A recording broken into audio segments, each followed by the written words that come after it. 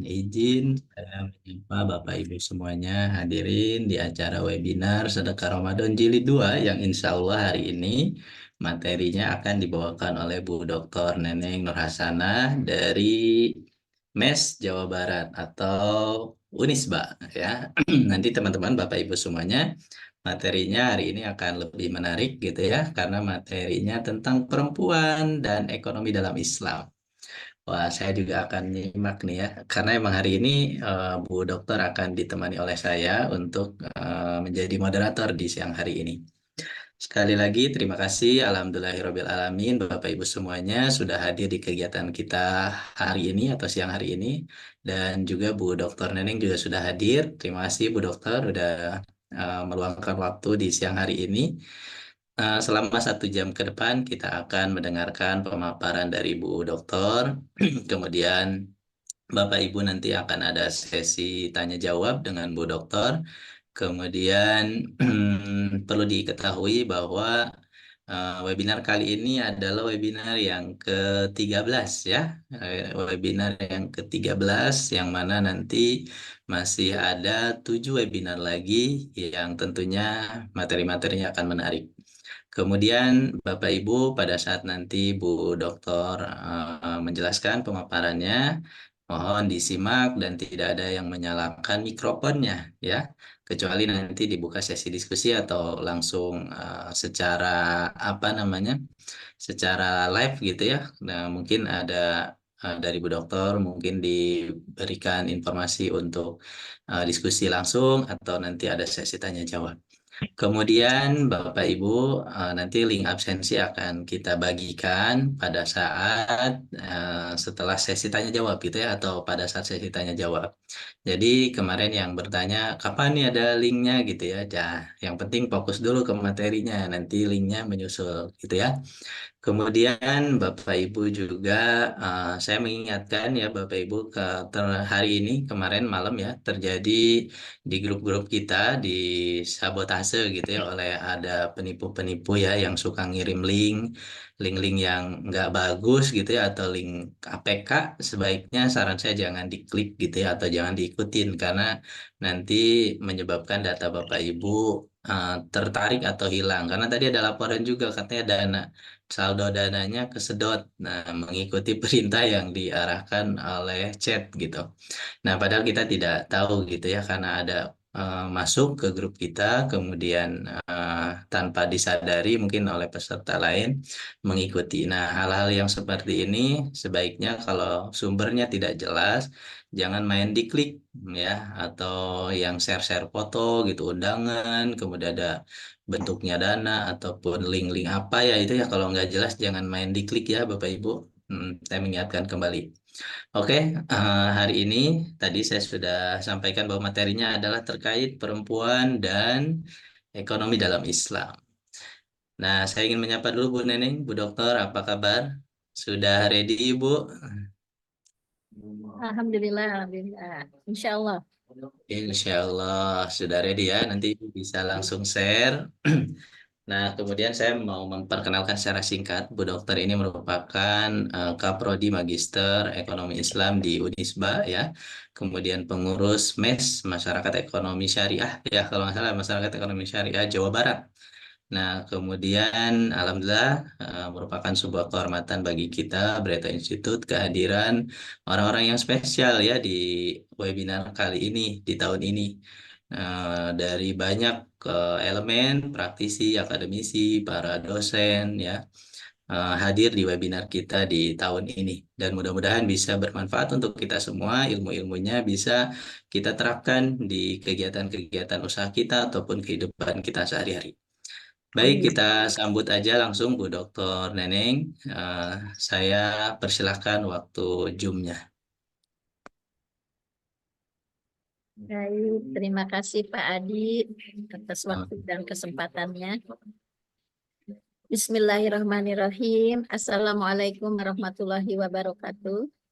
Waalaikumsalam warahmatullahi wabarakatuh. Alhamdulillahirabbil alamin wassalatu wassalamu ala Rasulillah wa ala alihi wa sahbihi wa mawala.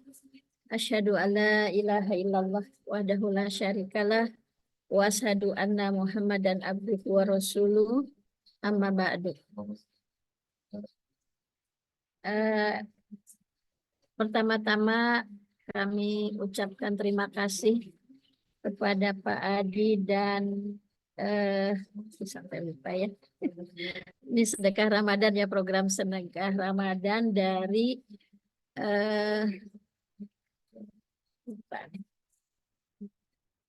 Breto Institute ya. Atas kerjasamanya, atas kesempatan yang diberikan untuk bersilaturahim bersama-sama, sharing ilmu pengetahuan begitu. Kemarin saya beberapa sesi mengikuti dan luar biasa. Ada beberapa yang sebenarnya saya ingin sekali ikut tetapi bentrok. Kemarin tuh Pak Adi, jadi sayang sekali gitu ya tidak bisa mengikuti. Kemudian ini juga ada Bu Nina ya, terima kasih juga, ini wasilahnya Bu Nina.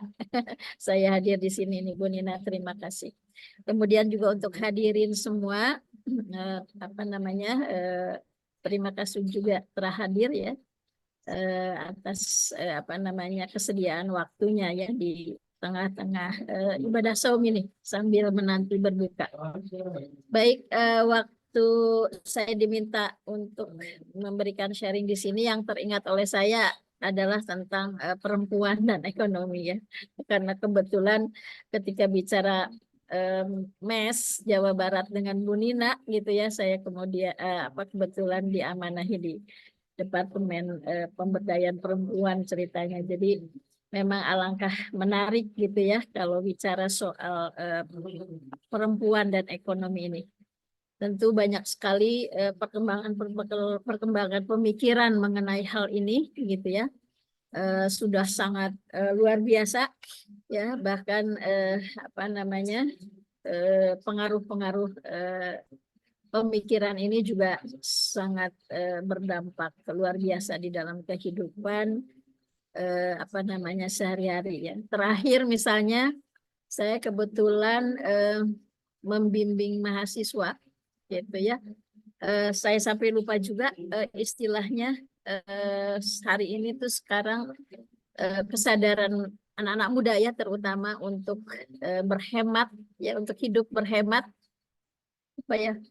frugal living ya, kalau nggak salah ya istilahnya sekarang ya, itu katanya. Tetapi yang menarik adalah gaya hidup hemat ini sekarang ada juga sebagian kecil ya. Ini makanya mau diteliti nih oleh mahasiswa.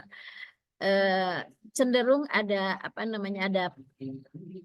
ada penyimpangan katanya ya, karena saking hematnya kemudian jadi pelit gitu ya, bukan hanya pada orang lain tapi pada diri sendiri gitu ya.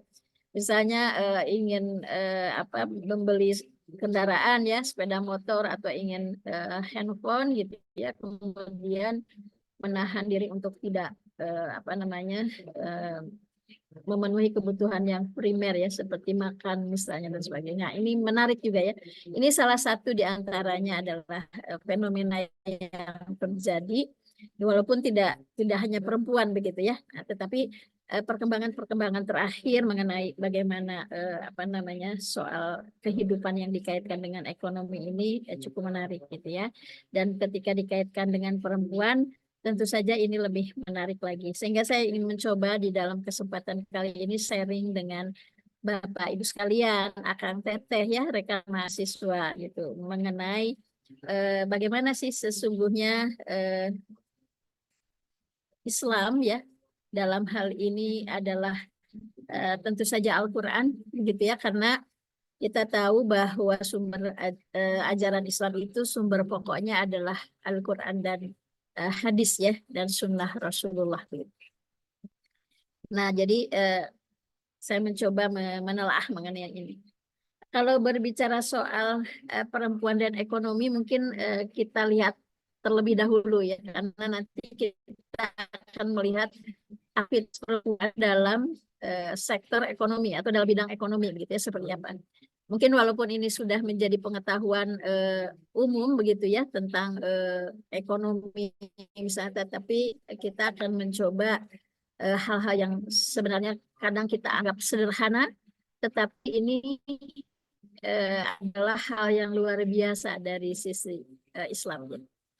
Ketika misalnya sebagai seorang individu, ya perempuan juga sama dengan laki-laki, dia adalah seorang hamba Allah, gitu ya, yang di dalam Al-Quran dikatakan auzubillahi minasyaitonirrajim wa ma khalaqtul jinna wal insa illa liya'budun. Allah tidak menciptakan jin dan manusia. Yang manusia ini laki-laki dan perempuan di dalamnya begitu ya, illa liya'budun, kecuali untuk beribadah. Jadi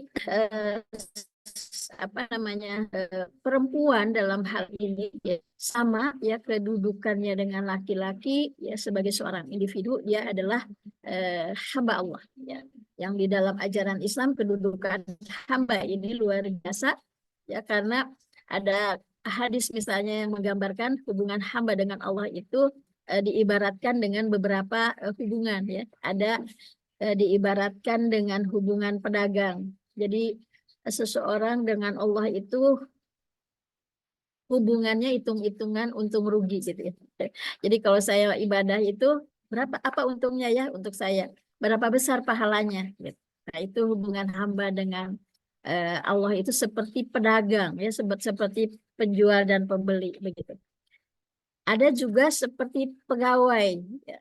Tidak jauh dengan pedagang, pegawai juga ketika dia melakukan pekerjaan apa namanya berharap adanya upah gitu ya, berharap adanya upah dan apa namanya ketika dia melakukan kebaikan dengan Allah, ketika diibaratkan sebagai pegawai, maka apa pertimbangannya adalah upah. Kalau saya melakukan ketaatan kepada Allah, melaksanakan ibadah ini itu apa upahnya, nah gitu ya. Nah, sedangkan hamba ini abdullah ya, hamba Allah itu abdun, itu tadi sebuah hubungan yang pantas gitu ya di dalam ajaran Islam, apa namanya perbudakan ya. Perbudakan itu tadi perhambaan kan gitu ya. Perbudakan itu kan perhambaan. Itu dilarang di dalam Islam. Karena hubungan perhambaan itu hanya boleh ada pada hubungan manusia dengan Allah saja gitu ya. Nah, kalau kita melihat hamba sahaya atau melihat perbudakan, kan tidak ada hak sama sekali begitu ya. Seorang hamba itu seorang budak itu dari tuannya. Dia mau dijual ya pasrah aja gitu ya. Bahkan ketika dia bekerja tidak diupah begitu ya. Dan ketika manusia memposisikan diri sebagai tuan gitu ya, dari budak ini, dari hamba sahaya ini, kita bisa melihat atau membaca di dalam sejarah betapa manusia itu bisa sangat bertindak tidak adil begitu ya. Nah, tapi ada tadi ada hal-hal yang bisa kita pelajari dari hubungan hamba ini.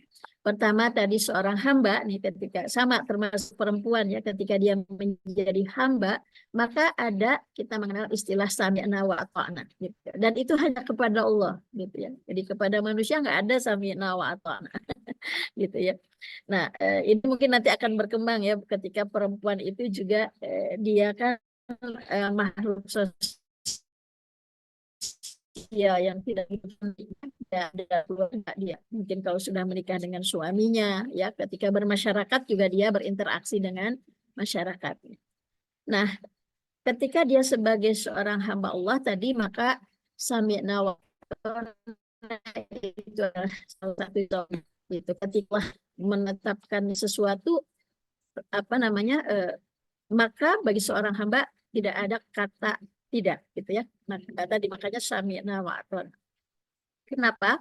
Karena ini berangkat dari keyakinan bahwa setiap apa yang ditetapkan oleh Allah, yang diatur oleh Allah, seorang hamba harus meyakini, ini termasuk seorang perempuan, bahwa itu adalah untuk kebaikan dirinya, ya. Walaupun mungkin secara selintas dia melihat tidak baik untuk dirinya, tetapi kalau dicoba direnungi, didalami begitu ya, maka kita menemukan tidak ada sesuatu ketentuan-ketentuan Allah itu yang tidak untuk kebaikan manusia itu sendiri, termasuk untuk seorang perempuan, gitu ya.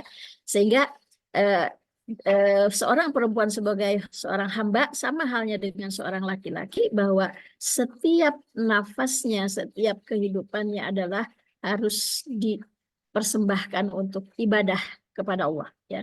Wa ma khalaqtul jinna wal insa illa liya'budun, untuk beribadah, untuk mengabdi, untuk menjalankan ketaatan kepada Allah. Nah, ini perempuan di dalam Al-Qur'an sebagai seorang hamba, ya. Nah, dia tentu akan melalui proses, ya, sebagaimana umumnya manusia, lahir, kemudian memasuki masa kanak-kanak, balik, dewasa, tua, ya, kemudian nanti menghadap Allah, gitu ya, akan sama seperti itu prosesnya. Dan itu semua dijalaninya harus sebagai sebuah bentuk liya'budun, sebagai bentuk ibadah kepada Allah. Dan ketika tadi seorang perempuan, ya, menjadi seorang hamba Allah yang lahir, ya, dan masa kanak-kanak, tentu mereka ada di dalam pengasuhan orang tua, ya, termasuk nanti dalam persoalan-persoalan ekonomi, ya, ini menjadi tanggung jawab orang tuanya, ya, khususnya ayahnya, begitu kan, untuk seorang perempuan, gitu, ya. Dan di sini ketika seorang perempuan menjadi hamba Allah, ya, ketika masuk kepada usia baligh, ya, sudah dia dewasa, maka ketentuan-ketentuan Allah berlaku pada dirinya, diantaranya adalah berkaitan dengan sikapnya kepada orang tua, gitu ya. Allah menyebut di dalam Al-Qur'an dengan birrul walidain, ya, bagaimana seorang perempuan ini kemudian harus berbakti kepada orang tuanya, gitu ya. Dan ini semuanya dibingkai dalam tadi wa ma khalaqtul jinna wal insa illa liya'budun, dibingkai dalam sebuah ibadah yang tadi dilakukan semuanya semata-mata karena ketaatan kepada Allah. Nah, tentu saja syarat ibadah bukan hanya niatnya karena Allah, tetapi juga tata cara, aturan-aturannya mengikuti ketentuan-ketentuan Allah. Maka jadilah seorang perempuan itu dia adalah abadullah juga, ya, hamba Allah juga, gitu ya, yang sama dengan laki-laki, gitu. Dia bisa memperoleh kebaikan-kebaikan, gitu ya, dan nanti yang akan juga dibalas, ya, di dunia maupun di akhirat, gitu ya, atas ibadah-ibadah yang dilakukannya, atas pengabdian-pengabdian yang dilakukannya. Nah, selanjutnya, masa selanjutnya dari perempuan ini adalah ketika dia menjadi mohon maaf, ketika kemudian tadi proses, ya, di dalam kehidupannya itu beralih, ya, atau bertahap, ya. Dia kemudian setelah menjadi tadi, ya, dewasa, maka tentu saja dia akan berproses, ya, sebagaimana juga kaum laki-laki, begitu. Dia akan menikah, begitu ya, kemudian akan punya anak, begitu ya, dan selanjutnya dia memiliki hak dan kewajiban atas perkembangan kehidupan yang dilaluinya itu. Nah, sebagai seorang perempuan, gitu ya, maka nanti tadi kalau masa kecil, ya, sampai anak-anak, sampai baligh, gitu ya, perempuan ini ada di dalam pengasuhan orang tuanya, ya, termasuk nanti soal-soal yang menyangkut aktivitas ekonominya juga ada dalam pengawasan, perlindungan orang tuanya, maka ada proses berikutnya, gitu ya, seorang perempuan akan beralih, gitu ya, dari posisi anak menjadi pasangan bagi laki-laki, gitu ya. Dan ini di dalam Al-Qur'an, ya, surat An-Nahl ayat 7 juga digambarkan sebagai satu karunia. Pertama, perempuan ini ketika menjadi pasangan bagi laki-laki, maka itu adalah karunia Allah. Ya, karena sebagai makhluk sosial tentu laki-laki tidak bisa hidup tanpa perempuan gitu ya. Sebaliknya juga seperti itu. Maka kehadiran perempuan adalah di tahap selanjutnya tadi merupakan karunia Allah untuk menjadi pasangan dari kaum laki-laki ya. Allah menjelaskan di dalam Al-Qur'an ini, mohon maaf tulis Al-Qur'annya terbalik begitu ya. Jadi agak susah dibaca. Ini tidak ada program Arabik ya, jadi tulisannya jadi dari kanan ke kiri ini. Jadi makanya membacanya malah menjadi susah gitu ya. Nah, di dalam ayat ini Allah menjelaskan gitu ya. Wallahu ja'ala lakum min anfusikum azwajan gitu ya, dan Allah menjadikan bagimu pasangan gitu ya. Nah, di sini kan khitabnya adalah laki-laki gitu ya. Nah, walaupun disebut di sini azwajan yaitu pasangan ya. Wa ja'ala lakum ya min azwajikum. Nah, dan tadi dari pasangan-pasangan itu kemudian pasangan itu dari jenis kamu sendiri, dan kemudian dari adanya pasangan ini lahirlah keturunan-keturunan gitu ya.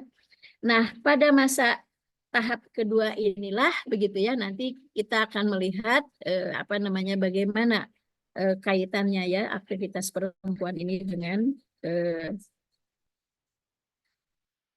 aktivitas ekonominya, dikaitkan dengan tahap-tahap masa proses kehidupan seorang perempuan ini.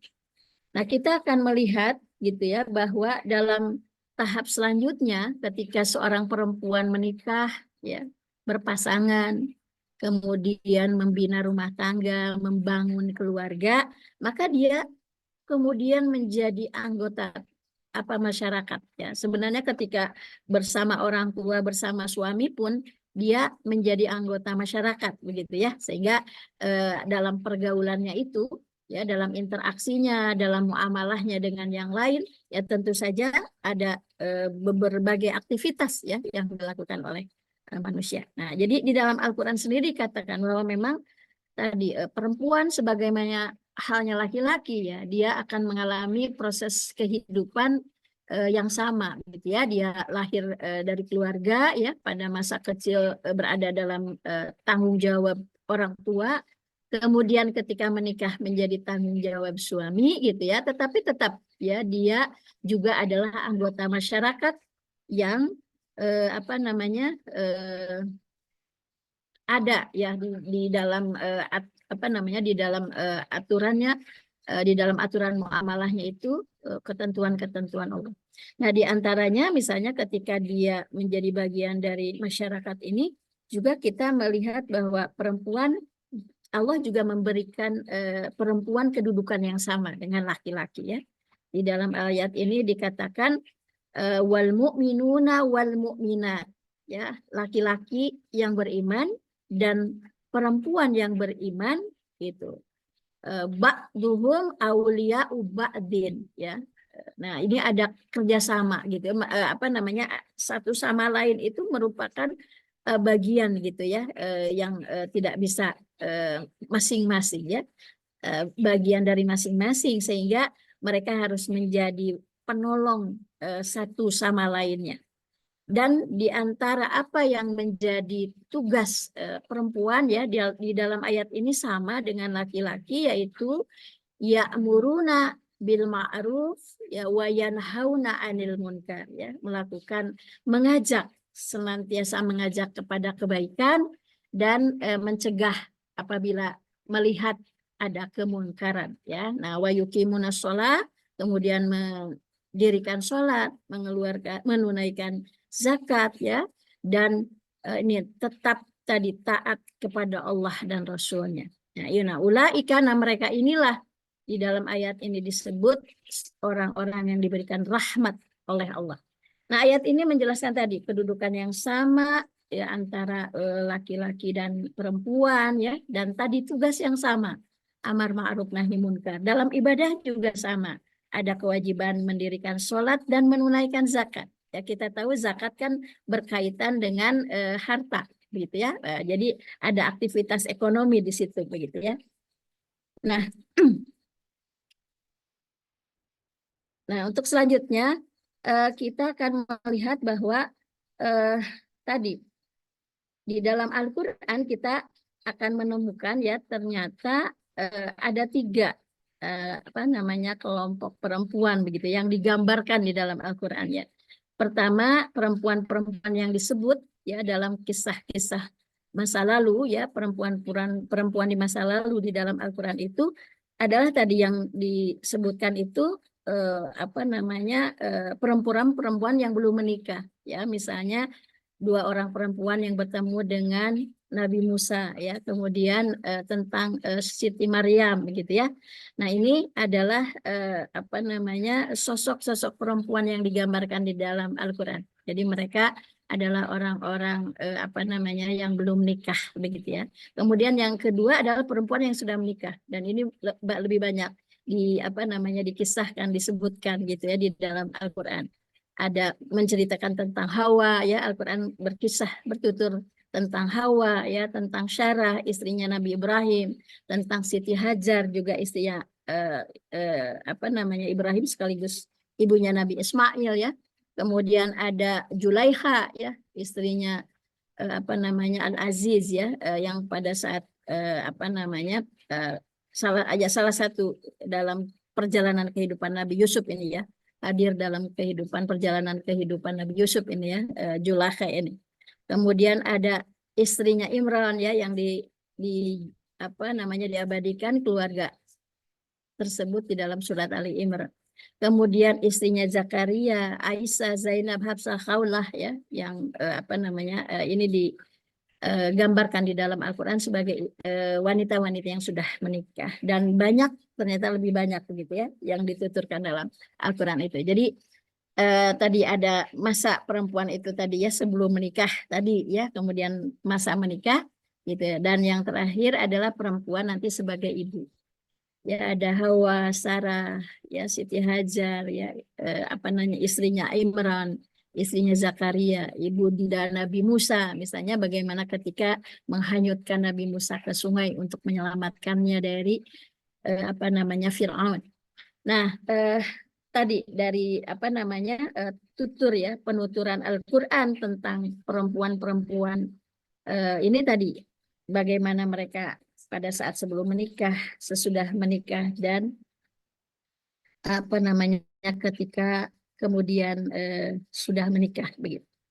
Nah, selanjutnya kita ingin mencoba lebih jauh ya kepada aktivitas ekonomi begitu ya.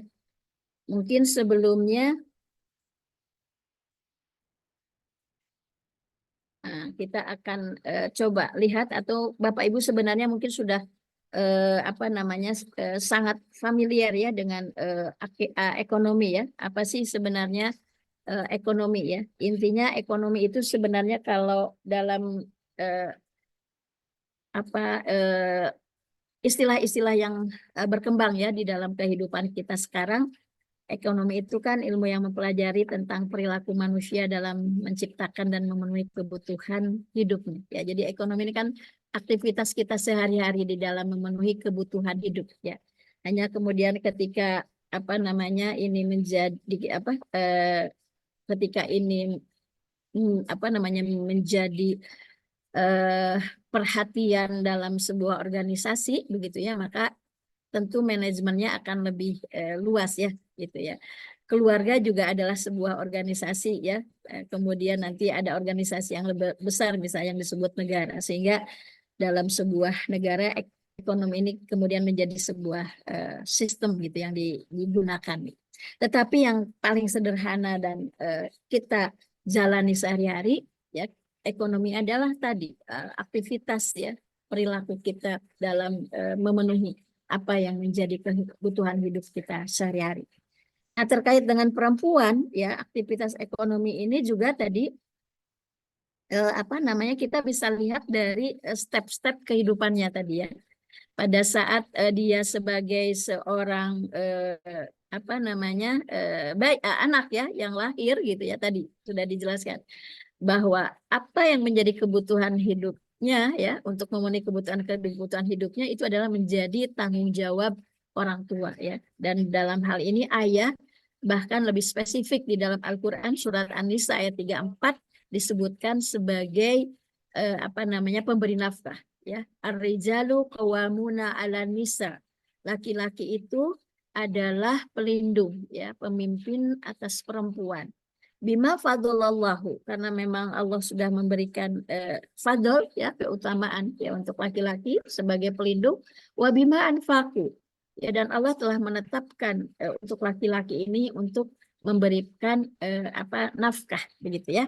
Nah, selain ayat An-Nisa ayat 3 juga bahkan lebih detail ya, di dalam surat Al-Baqarah dijelaskan bahwa apa namanya ketika ibu menyusui anak-anaknya ya, dan ini diperintahkan oleh Allah, maka tadi kewajiban ayah adalah menanggung, bahkan disebut makan, pakaian begitu ya. Nah, jadi seorang perempuan ya sama juga dengan anak laki-laki ya, ketika masih kecil ya dia berada dalam tanggung jawab orang tua. Dan di dalam Al-Qur'an atau di dalam Islam lebih spesifiknya soal kebutuhan-kebutuhan material atau kebutuhan ekonominya itu menjadi kewajiban seorang ayah begitu ya. Nah, dan ketika menikah ya, seorang perempuan kemudian tadi menjadi tanggung jawab suaminya. Jadi An-Nisa ayat 34 itu tadi menjelaskan bahwa ar-rijalu qawwamuna 'alan nisa begitu ya. Jadi tahap ya di mana seorang perempuan ini menjadi istri gitu, maka beralih dari wali. Maka di dalam ajaran Islam ketika seorang perempuan menikah, dia apa namanya harus dengan walinya ya. Jadi dia tidak menikahkan sendiri, tetapi dengan walinya gitu ya. Dan wali ini menyerahkan tadi yang menjadi tanggung jawabnya kepada apa namanya laki-laki yang menjadi suami. Nah, namun demikian dalam posisi dia sebagai anak tadi maupun dia sebagai istri, bahkan kemudian perempuan itu menjadi seorang ibu, dia tetaplah anggota masyarakat, gitu ya, anggota dari komunitas di mana dia berada. Tentu tadi anggota keluarga, ya, dan anggota masyarakat, ya, yang di dalam hal ini kemudian Nabi mengatakan khairun nas anfa'uhum linnas, ya, sebaik-baik manusia itu adalah yang paling bermanfaat. Oleh karena itulah tadi pada masa kalau ketika menjadi anak dan dia memang secara fisik belum mampu untuk memenuhi kebutuhan dirinya sendiri ya, masih bayi misalnya ya, sama juga dengan laki-laki kan. Tadi tanggung jawabnya betul-betul penuh ada pada orang tuanya. Tetapi ketika sudah dewasa, maka tidak ditutup kemungkinan ya di dalam Al-Qur'an ya bahwa seorang perempuan juga tadi dia bisa memenuhi kebutuhan tadi, berarti ekonomi ya, berarti ini aktivitas ekonominya gitu secara sendiri gitu ya, termasuk tadi bahkan mungkin dia bisa membantu orang tuanya gitu ya. Sebaliknya ketika dia juga apa namanya menikah, maka tidak menutup kemungkinan ya seorang perempuan juga tadi membantu ekonomi keluarganya, membantu apa yang menjadi kewajiban suaminya begitu ya. Nah, tentu nanti dengan apa namanya aturan-aturan yang lain yang semuanya itu dibingkai dalam ayat yang tadi disebutkan di awal, wa ma khalaqtul jinna wal insa illa liya'budun. Semuanya adalah ibadah. Sehingga sekalipun misalnya nanti seorang perempuan itu bisa ya ketika membantu suaminya penghasilannya lebih besar gitu ya. Nah, itu tidak kemudian menjadikan perempuan berkecak pinggang gitu ya. Kenapa? Karena tadi memang apa yang dilakukannya itu motivasinya adalah karena ketaatan kepada Allah, dan cara-caranya juga apa namanya selalu memperhatikan ketentuan atau tuntunan Allah. Maka tidak ada hal yang lain yang dilakukan ya untuk seorang perempuan ketika dia lahir, anak-anak, dewasa, kemudian tua bersama pasangannya, tadi untuk juga bisa melakukan aktivitas-aktivitas ekonomi, ya, yaitu aktivitas untuk memenuhi kebutuhan dirinya, bahkan dia bisa membantu suaminya, gitu ya, membantu keluarganya, gitu ya, sehingga Nabi, apa yang dikatakan oleh Nabi ketika seseorang memberikan infak kepada keluarga, pahalanya lebih besar daripada infak kepada orang lain, gitu ya. Ini juga tentu berlaku untuk perempuan. Nah, mudah-mudahan ini apa yang saya sampaikan menggambarkan bahwa di dalam Islam seorang perempuan yaitu adalah orang yang mulai dari awal kehidupannya tidak lepas dari aktivitas ekonomi, begitu ya, intinya seperti itu. Dan yang kedua, walaupun Islam mengatur ya ketika kecil dia menjadi tanggungan orang tua, ya ketika sampai sebelum menikah, begitu ya. Ketika menikah dia menjadi tanggung jawab suami termasuk dalam aktivitas ekonominya, tetapi dia juga adalah orang yang di dalam Al-Quran didorong untuk melakukan amal-amal soleh, gitu ya, berbuat baik bukan hanya untuk dirinya saja tapi juga untuk orang lain, sehingga tadi khairunas anfa'uhum linnas ini gitu ya akan berlaku juga untuk seorang perempuan, ya, menjadi seorang yang terbaik di dalam kehidupannya ketika dia mampu bermanfaat bagi sebanyak-banyak orang, ya. Itu saja mungkin sebagai pengantar diskusinya, mungkin nanti bisa kita lanjutkan dalam tanya jawab atau diskusi. Terima kasih. Assalamualaikum warahmatullahi wabarakatuh. Waalaikumsalam warahmatullahi wabarakatuh. Terima kasih Bu Dokter atas Ya, pemaparannya yang membuka kita sama-sama. untuk berdiskusi ya. Jika ada teman-teman yang ingin bertanya atau berdiskusi dengan Bu Dokter, silakan kita buka sesi tanya jawab ataupun sharing gitu ya terkait khususnya ini peran perempuan gitu ya terhadap ekonomi dan ekonomi Islam gitu. Silakan nih yang perempuan-perempuan, tapi kalau laki-laki ada yang mau bertanya juga boleh ya gitu ya, karena ini sifatnya umum gitu. Silakan. Nah, dari Bu Ati, mungkin ada Bu Yayan, ini ya di sini ada Bu Yayan, kemudian ada Bu Isti, Bu Umu, ya banyak nih. Ayo, silakan kita buka sesi diskusi di siang hari ini biar lebih biar lebih rame gitu ya suasananya. Silakan, kalau ada yang mau bertanya di kolom chat. Boleh, mau langsung open mic juga boleh, gitu ya. Karena tadi menarik nih perempuan, ya kalau kalau ngomongin kan sekarang banyak nih Bu Dokter ya perempuan-perempuan itu UKM-UKM itu banyak perempuan.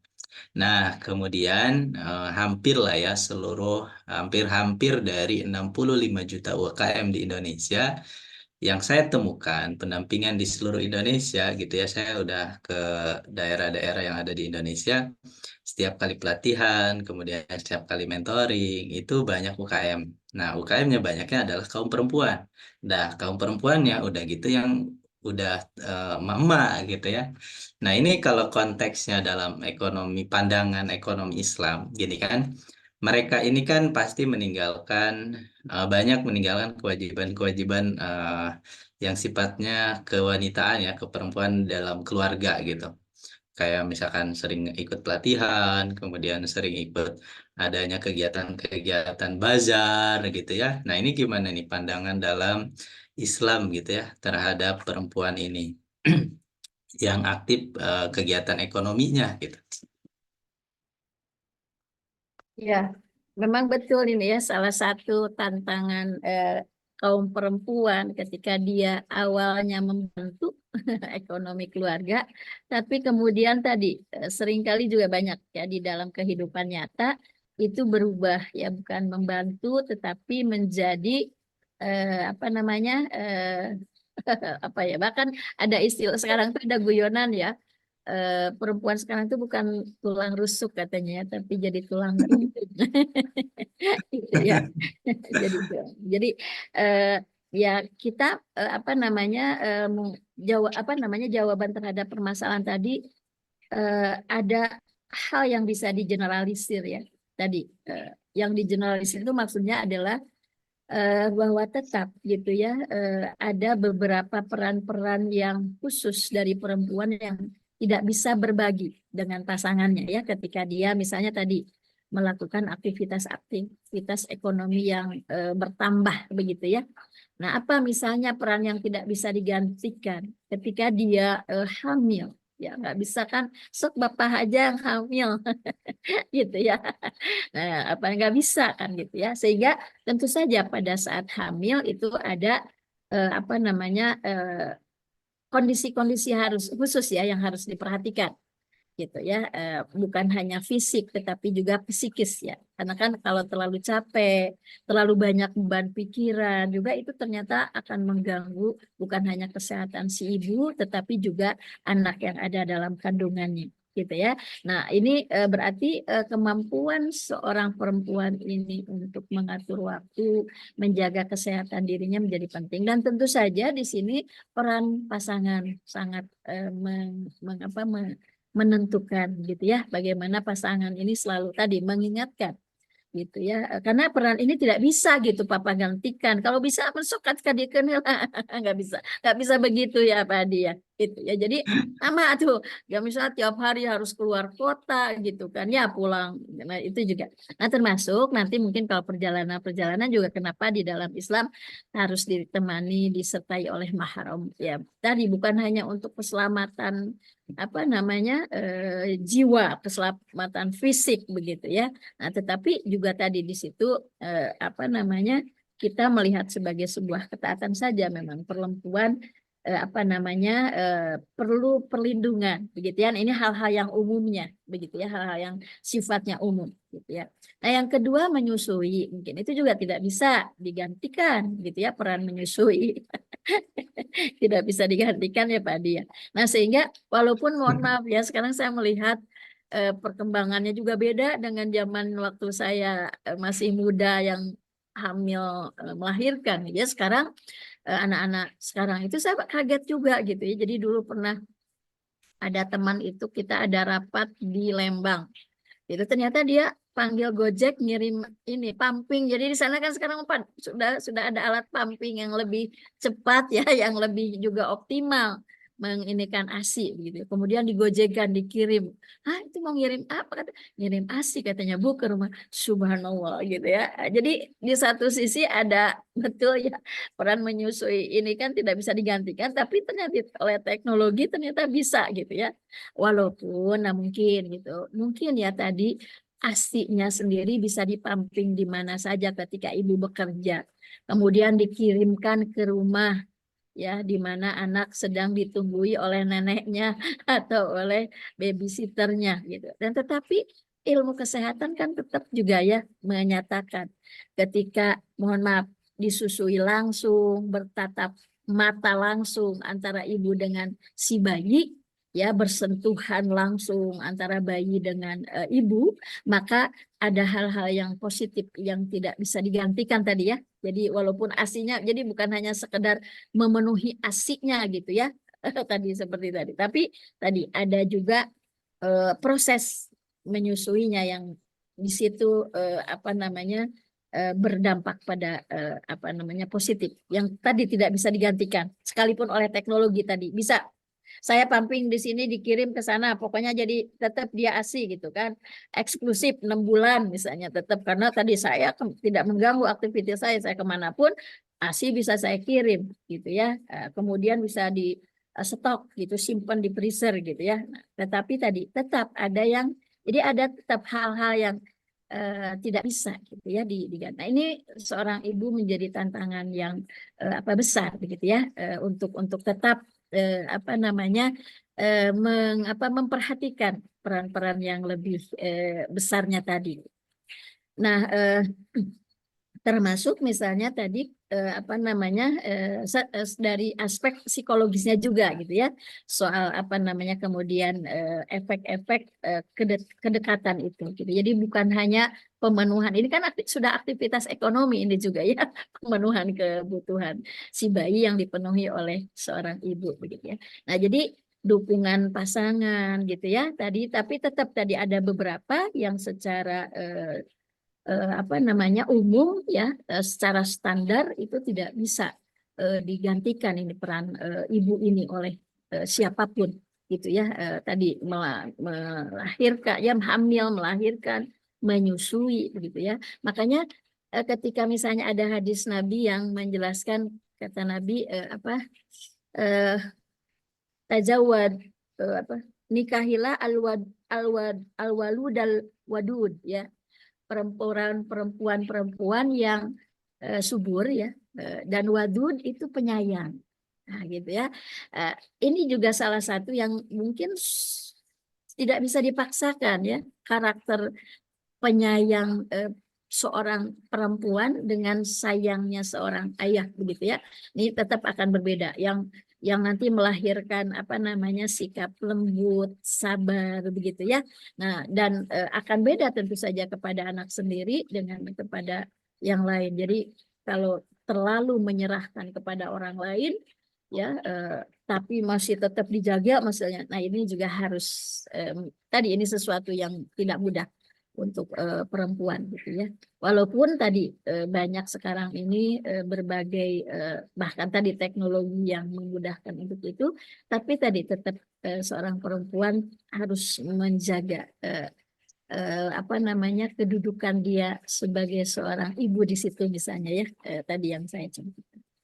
Dan itu tidak akan kemudian, nah disinilah perangnya gitu ya. Kadang-kadang kan ketika kita terjun ke dalam aktivitas ekonomi yang lebih serius, jadi seperti Pak Adi jelaskan ya, kemudian masuk satu komunitas, ada aktivitas yang lebih intens, tentu ada efeknya juga, penghasilan semakin besar begitu ya, karena memang prestasi-prestasi yang kita berikan juga semakin apa namanya dirasakan manfaatnya untuk orang lain. Nah, di situ juga ada cobaan, ada ujian gitu ya, sejauh mana dia tetap tadi memperhatikan hal-hal yang urgent yang memang tadi tidak bisa sebenarnya digantikan gitu ya, fungsi-fungsi tadi, peran-peran tadi gitu. Jadi dia tetap harus hadir apa namanya lebih apa namanya ya lebih di situ ada keberpihakan yang harus lebih ditunjukkan.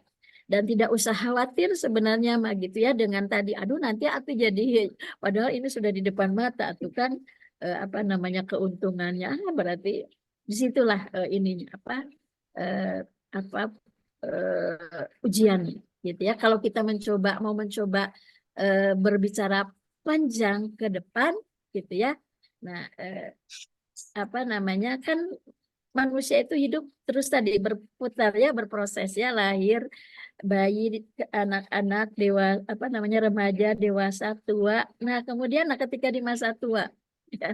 Nah, ketika kedekatan itu tidak dijalin ya. Nah, banyak kan juga masalah-masalah orang tua gitu ya yang kesepian karena anak-anaknya sudah apa dirasa tidak memperhatikan lagi pada saat masa tua gitu. Mungkin ibu ini lupa pada saat waktu ini dia juga tadi apa namanya melupakan anaknya gitu ya. Nah, ini apa berpikir yang panjang sehingga tadi rasa sayang terhadap keuntungan gitu ya. Aduh, gitu itu apa tidak akan mengalahkan rasa kasih sayang kita kepada anak gitu ya. Maka saya juga menemukan ya memang dilema-dilema sehingga seorang istri, seorang ibu akhirnya biasa apa meninggalkan pekerjaannya misalnya ya. Nah, walaupun di situ memang saya melihat juga ya ada apa namanya ada apa? Ada effort yang berbeda gitu ya. Ada dari satu perempuan dengan perempuan yang lainnya. Ya karena kadang ketika kita bersungguh-sungguh ya tadi niatnya diluruskan, kemudian kita juga sangat memperhatikan aturan-aturan Allahnya begitu ya. Nah, ketika kita bekerja dan di situ ada manfaat yang lebih besar. Tadi kan kata Nabi khairun nas anfa'uhum linnas gitu ya. Allah suka bukakan jalannya. Ya, tiba-tiba ada ibu-ibu yang mau ngurusin anak, yang penyayang gitu sehingga ya kita terbantu gitu kan dalam pengasuhan anak misalnya ya. Atau tadi kita dekat dengan orang tua begitu ya sehingga orang tua bisa mengawasi walaupun anak-anak dijaga oleh babysitter atau apa namanya yang membantu misalnya di rumah. Ada jalan-jalan yang begitu ya, tetapi ada juga yang tadi tidak bisa gitu ya. Ke daycare juga ini gitu ya, ini susah, ini ya udahlah saya. Nah, di situ apa namanya juga adalah pilihan-pilihan untuk perempuan ya di dalam menata kehidupannya. Mudah-mudahan Allah selalu berikan apa namanya reward yang sama gitu ya karena tidak tadi khairun nas anfa'uhum linnas kan tidak hanya diukur oleh seberapa besar dia memberikan manfaat material gitu ya. Seperti itu. Baik, Bu Dokter, wah luar Ya. biasa ya ternyata ya. Peran perempuan ini berat ternyata ya. Ya, hari ini mah cerita juga pengalaman sendiri. Iya ya. Nah ini Tidak juga Bu mudah Ana ya, udah Bu standby. Ana nih, Bu Ya. Ana tidak mudah nih Bu Ana. Nah Bu Ana ini udah standby mau nanya nih Bu Dokter nih. Silakan Bu Ana. Iya, Assalamualaikum warahmatullahi wabarakatuh. Waalaikumsalam Waalaikumsalam warahmatullahi wabarakatuh. warahmatullahi wabarakatuh. Tentunya Ibu Neneng yang sangat luar biasa memberikan pencerahan kepada khusus perempuan. Mas Hadi tutup telinga. Tidak, saya tidak. Ya. Terima kasih Bunda atas semua paparan. Tadi saya mendengar dari awal sungguh sangat luar biasa bahwa peran perempuan itu adalah peran yang sangat fenomenal dan sangat luar biasa, tiada bandingnya di dunia. Jadi kita sebagai perempuan, maaf ya, laki-laki ya, maaf ngapain. Nggak apa-apa, ini sesinya perempuan kok. Maaf, karena saya merasa di sini sangat luar biasa perempuan-perempuan di mana saya juga mendampingi para pelaku usaha perempuan yang mulai dari hulu sampai ke hilir, notabene mereka berjuang dengan mati-matian, dengan mengorbankan segala sesuatunya, sangat fenomenal sekali. Jadi intinya di sini kita perempuan tetap dituntut untuk pintar survive ya dalam melaksanakan utama adalah kewajiban sebagai seorang perempuan tuh jangan sampai kita lupakan ya apapun kegiatan kita apapun kepintaran ataupun kita sebagai seorang pegawai yang lebih tinggi dari seorang laki-laki tetapi tetap kita sebagai perempuan adalah sangat luar biasa di mana tanggung jawab besar ada di pundak kita sebagai seorang perempuan yang bisa melahirkan anak-anak kita yang tercinta. Itu sih mungkin dari teman-teman di sini maaf sekali makanya saya senang sekali kalau bicara masalah perempuan ini luas sekali Mas Adi ya mungkin Bapak Ibu ibu-ibu terutama ya tidak bisa terbayangkan kalau kita kupas perempuan dari 2 hari 2 malam pasti nggak akan habis betul nggak Bunda? Ya. Betul, betul sekali. Makanya ada surat An-Nisa, nggak ada surat Ar-Rijal. Di Al-Quran nggak ada surat An-Nisa, tapi surat Ar-Rijal nggak ada. Ini sangat-sangat fenomenal di mana peran UMKM di Indonesia itu dominan sekarang ratingnya lebih tinggi diambil oleh perempuan. Benar nggak Mas Adi? Nah, Betul. close untuk perempuan Indonesia close ya, close semua. Ya, oke, terima kasih. Maka dari itu kita sebagai seorang perempuan kita harus dituntut pintar walaupun di mana kita adalah sebagai nomor 2 di antara kepala rumah tangga ya tapi tetap walaupun setinggi apapun pekerjaan kita sebesar apapun gaji kita dari seorang laki-laki maaf ya tapi tetap kita sebagai perempuan tetap menghargai kepada imam kita itu terutama ya nah ini perempuan-perempuan hebat saya lihat di sini hadir semua Ini kalau nggak dari tangannya Mas Adi merangkul perempuan-perempuan hebat ini nggak ikut sama. Terima kasih Mas Adi, terima kasih. Saya beberapa hari mengikuti webinar ini sangat-sangat menambah inspirasi saya sebagai seorang perempuan juga, dan sebagai seorang maaf saya juga punya usaha UMKM, dan di mana juga mungkin Mas Adi sudah tahu tentang sepak terjang saya sebagai pendamping para UMKM. Banyak sekali pendampingan salah hulu, dan di mana banyak perempuan-perempuan yang pintar dan pandai. Mengapa kita tidak mengedukasikan, mengapa kita tidak membagikan ilmu-ilmu kita kepada mereka-mereka yang membutuhkan. Tetapi pada intinya saya acungi jempol 4 bahwa perempuan Indonesia hebat sekali. Begitu ya Bunda. Terima kasih. Siap. Mungkin Baik. saya sampaikan. Assalamualaikum warahmatullahi wabarakatuh. Waalaikumsalam warahmatullahi wabarakatuh. Wah, menarik ya, masukan sharingnya, karena Bu Ana ini seorang perempuan gitu, yang perempuan yang mana saya ketahui bahwa sering melanglang buana juga Bu Dokter untuk memberikan motivasi kepada UKM, sharing pengalamannya, kemudian salah satu entrepreneur juga. Jadi emang mungkin materi ini sangat tersentuh ya.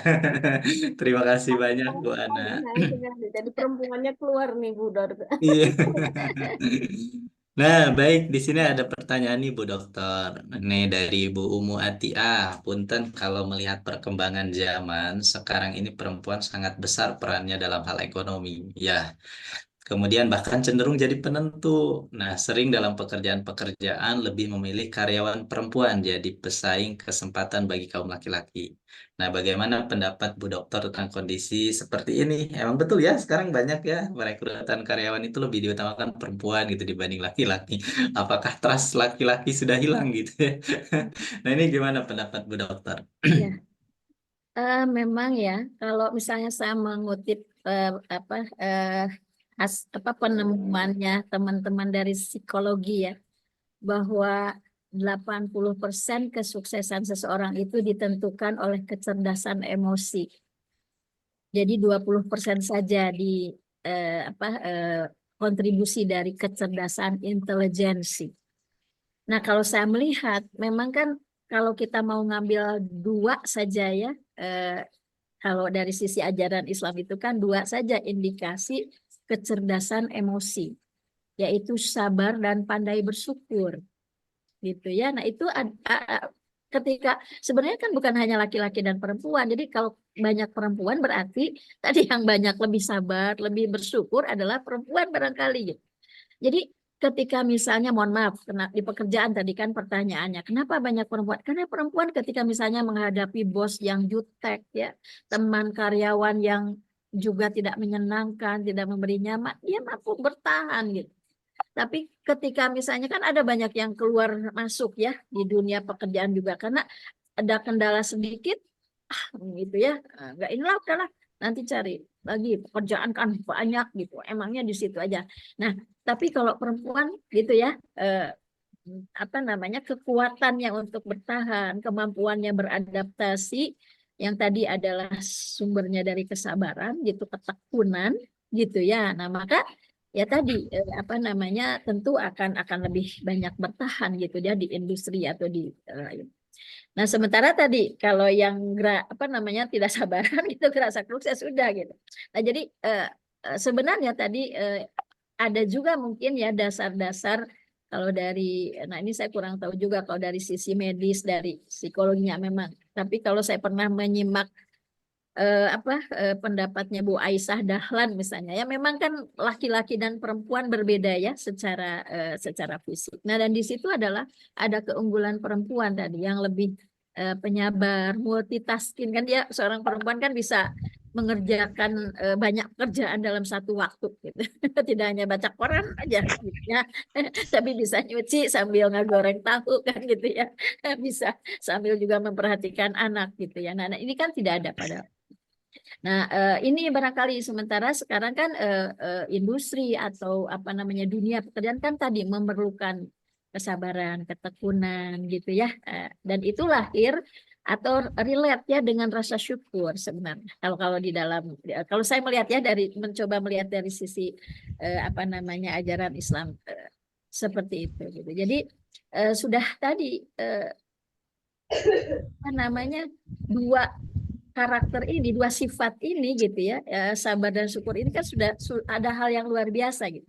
Ketika dimiliki oleh seseorang, ya hampir dikatakan nanti ya kehidupannya ya ini gitu kan. Nah kalau misalnya tadi nggak sabaran itu kan akan melahirkan al-azalatu minasyaitan kata Nabi ya, tergesa-gesa itu bagian dari sifatnya setan gitu ya. Ya tadi kan kalau ketidaksabaran tuh akan banyak melahirkan hal-hal yang kurang baik. Jadi apa namanya itu barangkali walaupun dari sisi negatifnya bisa saja ya ada yang menelaah.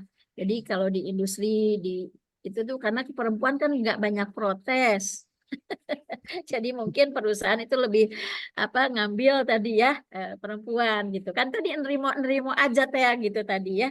Nah, jadi positifnya adalah sabar mungkin tadi apa namanya yang harus nanti kemudian diluruskannya lagi adalah tadi ya bagaimana apa namanya ketika melihat ya hal-hal yang tidak proporsional ya ketidakadilan maka tetap harus tidak boleh diam juga kan sebenarnya ya. Nah, kalau laki-laki kan tidak gitu ya, misalnya urusan upah dan sebagainya gitu.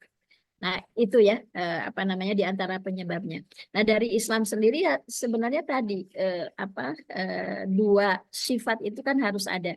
Walaupun tadi tidak salah juga kalau misalnya tadi ya dasarnya laki-laki itu keluar masuk pekerjaan karena tadi apa namanya mungkin ada ketidakadilan di sana ya yang dia apa namanya ajukan tidak diakomodir dan sebagainya begitu ya. Nah, kalau perempuan memilih sabar, kalau laki-laki udahlah cari pekerjaan yang lain. Ternyata susah juga cari pekerjaan yang lain kan gitu ya. Nah, itu hal-hal yang seperti itu nampaknya gitu ya. Sepertinya sepele tetapi eh, ini apa namanya cukup apa mendasar gitu ya di dalam kehidupan kita.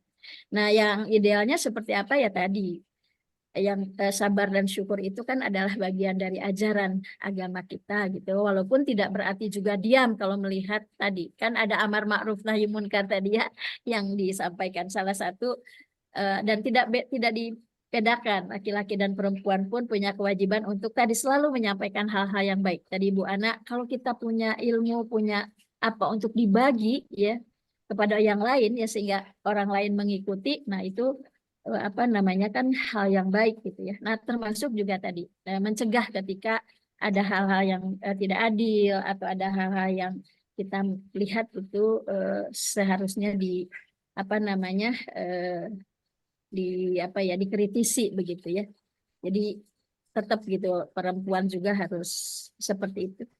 Nah, yang ketiga juga mungkin apa namanya ada juga ya sebagian yang berpendapat tentang apa eksploitasi perempuan gitu ya dalam beberapa industri kan memang kita melihat begitu ya karena jadi menjual lah gitu ya apalagi kalau didandanin kan perempuan ya kan kalau laki-laki didandanin gimana juga biasa-biasa aja gitu ya konsumen teh ya tapi kalau perempuan nah apalagi didandaninnya ya nah kalau itu mungkin kalau saya dari sisi ajaran Islam nah itulah yang perempuan harus menyadari jangan sampailah kalau jadikan apa namanya sehingga mau gitu ya mohon maaf misalnya dari sisi apa namanya ya apalah ya aurat gitu ya harus gimana gitu karena jadi daya tarik gitu ya nah mungkin itu yang harusnya dikritisi begitu tetapi tadi yang positifnya sih kalau saya mengambil positifnya saja sabar syukur barangkali yang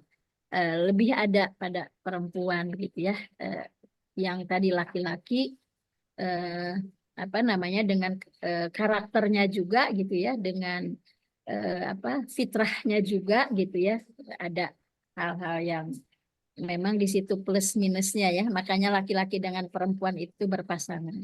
Nah pas ke industri pas ke dunia pekerjaan nah, kebetulan gitu tadi teh ada yang memang juga bahkan mencoba mengeksploitasi gitu ya bahwa perempuan dengan perempuan akan lebih banyak menarik konsumen, menarik nasabah dan seterusnya.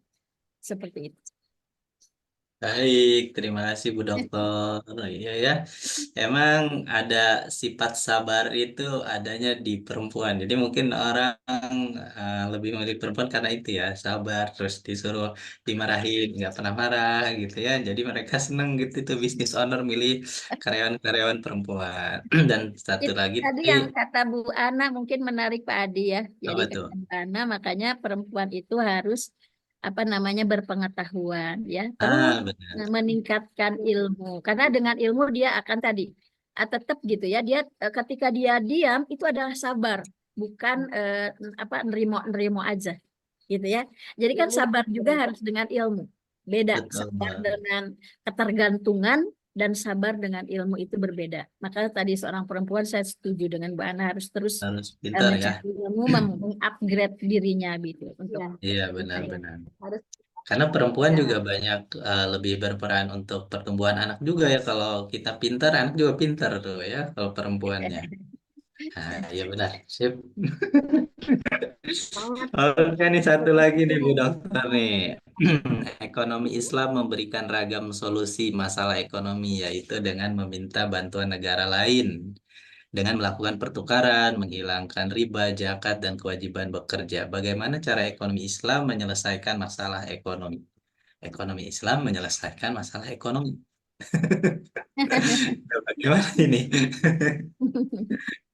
Iya, harus apa diinventarisir dulu ya persoalannya apa. Hanya memang kalau kita bicara ekonomi Islam itu kita akan bertemu dengan tiga istilah.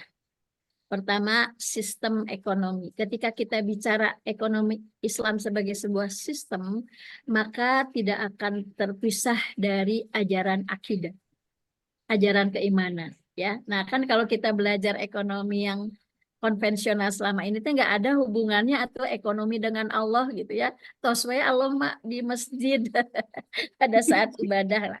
Sebenarnya kan tidak demikian. Jadi tauhid ekonomi di dalam Islam itu tadi mengkaitkan aktivitas-aktivitas ekonomi ini adalah tadi dengan keyakinan kita kepada Allah ya sebagai satu contoh ya. Jadi ini pertanyaannya itu luas sekali ya jawabannya. Jadi memang dari harus ya dari hal yang mendasar ini jawabannya. Tadi dari masalah akidah ya, ideologi. Ini persoalan ideologi gitu ya. Jadi ketika apa namanya salah satu contoh yang sederhana mungkin ya ini saya berikan contoh. Saya ketika ngajar di magister rumah sakit ya ada seorang dokter yang bertanya, Bu, etiskah kalau saya berharap orang-orang itu sakit? Karena kan rizki saya itu sumbernya dari orang sakit kan gitu ya. Etis nggak? Walaupun kan nggak saya ucapkan gitu, tapi kan hati di hati ada harapan kemana itu pasien itu sarehat gitu kan gitu ya. Jadi etiskah katanya gitu ya pertanyaan begitu. Nah waktu itu saya jawab dengan pertanyaan lagi ya, ya. Yang ibu yakini gitu ya sebagai pemberi rezeki itu siapa? Yang memberi rezeki itu siapa? Pasien gitu. Jadi ketika kita yakin rezeki kita dari pasien ya akan terjadi gitu harapan-harapan yang salah kan gitu ya. Tapi kalau kita yakin rezeki itu dari Allah gitu ya, kita tidak akan salah kemudian apa namanya hati yang kemudian juga mendorong perilaku gitu ya. Apa namanya ya tadi misalnya banyak kan hal-hal yang kurang etis juga ya. Apa namanya disuruh balik lagi pas ente gitu mungkin padahal sebenarnya udah sembuh misalnya kan akan banyak terus kepikiran ya direkomendasi untuk obat yang ini karena ada kerjasama dengan industri farmasinya gitu kan ada kan akan seperti itu padahal obat yang lain ada yang lebih murah misalnya ya nah kan akan terus liar gitu ketika apa namanya keyakinan kita tentang sumber rizki itu adalah orang adalah makhluk bukan Allah. Nah, kalau kita meyakini sumber rizki ini adalah Allah gitu kan maka tadi kita akan mencari tahu bagaimana gitu ya supaya rizki itu kita peroleh.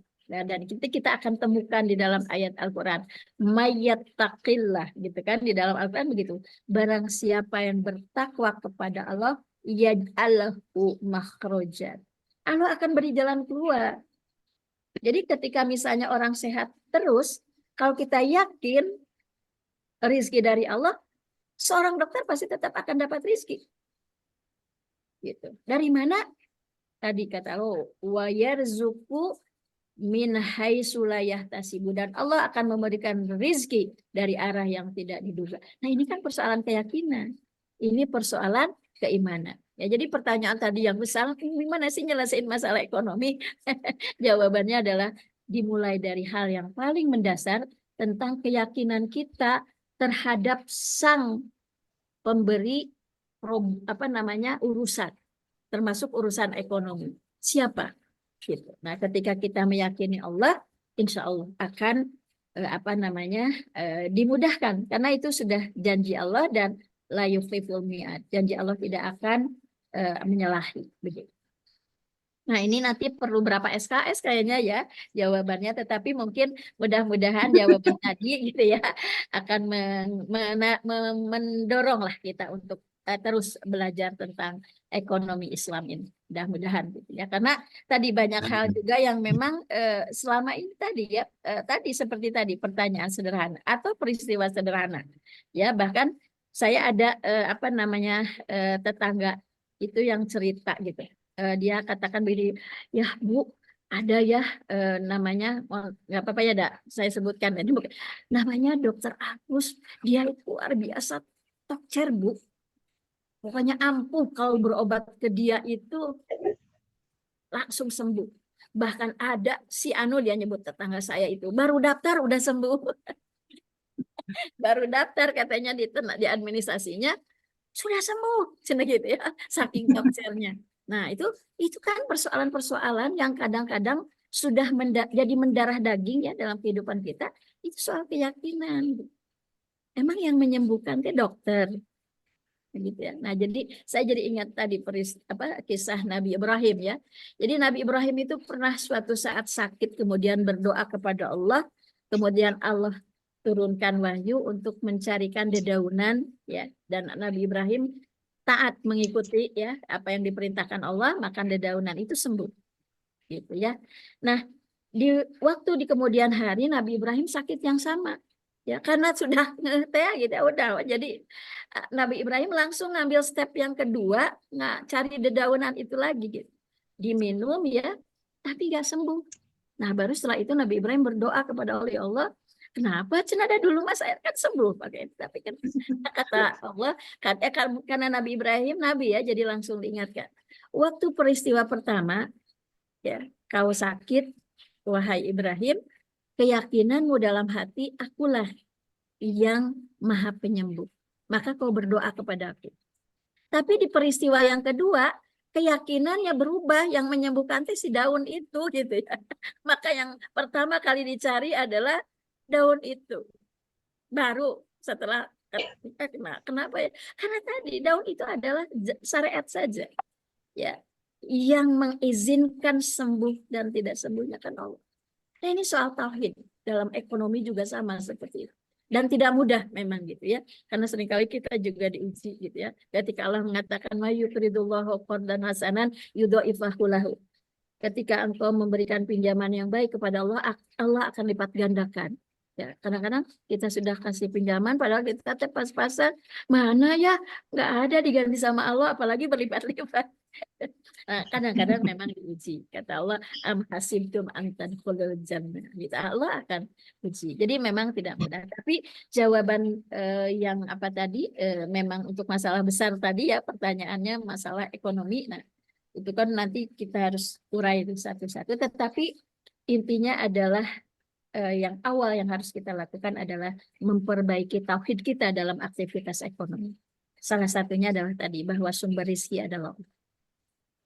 Baik, luar Dan biasa. yang Kita lainnya luruskan juga. gitu ya keimanan kita yang benar-benar bahwa keimanan kita yang lurus gitu ya. Nah, ini yang poinnya pentingnya gitu ya. Ini menarik sekali, makin ke sini makin panas suasananya gitu ya. Ini malah ada pertanyaan lagi nih dari Pak Heri, Bu Dokter. Tapi saya mau mengingatkan sebelum menjawab pertanyaan dari Pak Heri, mungkin ini terakhir gitu ya, pertanyaan dari Pak Heri. Untuk mengisi link absensi agar nanti Bapak Ibu mendapatkan e-sertifikat dari acara webinar kita di siang hari ini. Nah, Bu Dokter, satu lagi nih pertanyaan nih.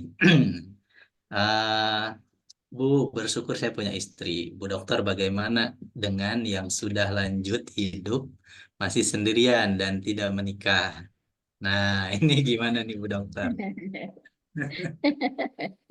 Kata Nabi, an-nikah sunnati. Nikah itu adalah sunnahku. Cara hidup. Cara hidup, gaya hidup Nabi itu menikah. Tidak sebaliknya begitu ya. Wa man ragiba an sunnati falaisa minni. Barang siapa yang membenci sunnahku, maka bukan golongan. Nah, jadi kalau tidak mau, nah jadi tergantung alasannya, Pak. Kalau memang tidak mau menikah, nah itu yang masalah.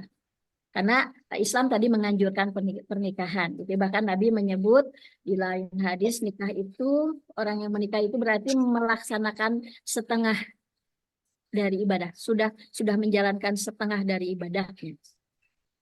Jadi kalau alasannya adalah karena apa ya, asik dengan karir misalnya, atau takut ya kalau misalnya menikah nanti malah jadi ribet gitu, karena memang ada sekarang apa namanya pola pikiran seperti itu ya, bahkan di barat kan ada memang komunitasnya orang yang menganggap pernikahan itu adalah beban-beban yang akan ya akan membebani kehidupan ya, bahkan ada child free sekarang gitu kan, kalaupun menikah nggak mau punya anak gitu ya gitu. Nah, kalau hal-hal yang seperti itu, maka ini yang harus dibenahi. Tetapi kalau memang belum menikahnya itu karena belum ada jodohnya, padahal sudah ikhtiar gitu ya, tapi belum menemukan, ya tidak apa-apa. Itu kenapa para ulama menyebut hukum pernikahan itu ada 5. Jadi bukan hanya satu hukum nikah itu. Jadi bisa wajib, bisa sunnah, gitu ya, bisa makruh gitu ya, bisa haram, nah tapi juga jaiz yang boleh. Gitu ya, jadi sangat tergantung. Bahkan nikah kan bisa wajib untuk seseorang yang dia sudah mampu, sudah istiqomah, tapi ya tadi jodohnya sudah ada, jadi sudah mampu, sudah jodohnya sudah ada, dan kalau tidak menikah dia akan terjerumus pada perzinahan, maka bagi dia wajib nikah. Ya.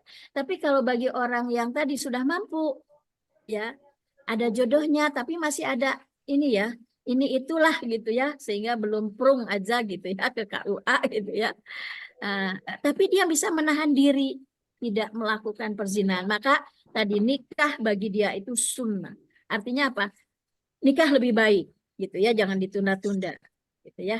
Tapi nanti ada juga bahkan nanti makruh ya, kalau misalnya pernikahan hanya akan mendatangkan permasalahan ya, misalnya mohon maaf sakit salah satunya ya gitu, sehingga pas malam pertama nanti malah ngulang gitu ya, salah satunya gitu ya. Nah ini yang harus disembuhkan dulu berarti gitu ya, sembuhkan dulu supaya pasangan yang dinikahi itu tadi tidak merasa kecewa ya, kehilangan antarodin ya, karena kan muamalah itu harus antarodin, dengan sukarela, tidak boleh ada paksaan.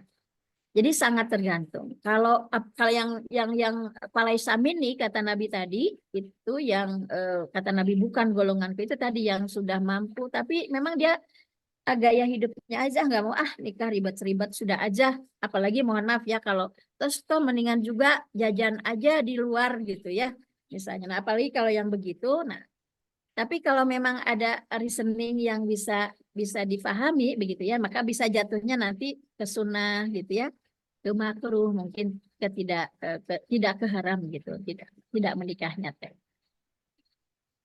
Oke, terjawab ya Pak Heri ya. Nih kalau ada yang jomblo-jomblo ini langsung mengena ini ya. Baik, terima kasih Bu Dokter, luar biasa. Iya Pak Heri, terima kasih Pak Heri. Baik, terima kasih Bu Dokter. Ini jadi pertanyaan terakhir dan sudah terjawab semua oleh Bu Dokter yang sangat luar biasa jawaban-jawabannya sampai saya tidak meninggalkan area Zoom gitu ya, karena kepo juga gitu. Karena jujur saya juga kan jurusan ekonomi syariah gitu ya. Kemudian dari ekonomi konvensional, kemudian belajar ekonomi syariah kayaknya langsung apa namanya berbalik gitu ya. Dan harus pemahaman yang benar-benar mendalam gitu. Nah, kemudian sekali lagi saya mengucapkan terima kasih Bu Dokter. Mungkin ada closing statement dulu sebelum saya tutup Bu Dokter untuk para teman-teman yang hadir di Zoom. Baik ya, tadi saya mungkin teringat lagi kata-kata Bu Ana ya bahwa tholabul ilmu itu wajibun ala kulli muslimin wal muslimin. Mencari ilmu itu bahkan diwajibkan oleh Allah ya melalui lisan Rasulullah eh, untuk perempuan dan untuk laki-laki. Jadi tidak dibedakan gitu ya. Dan kapan sampai kapan tidak ada batasnya minal mahdi ilal lahdi. Mulai dari kita dalam buayan orang tua, dalam buayan itu berarti di dalam kandungan orang tua itu harus sudah ada supply ilmu ya dari orang yang hamilnya itu gitu ya.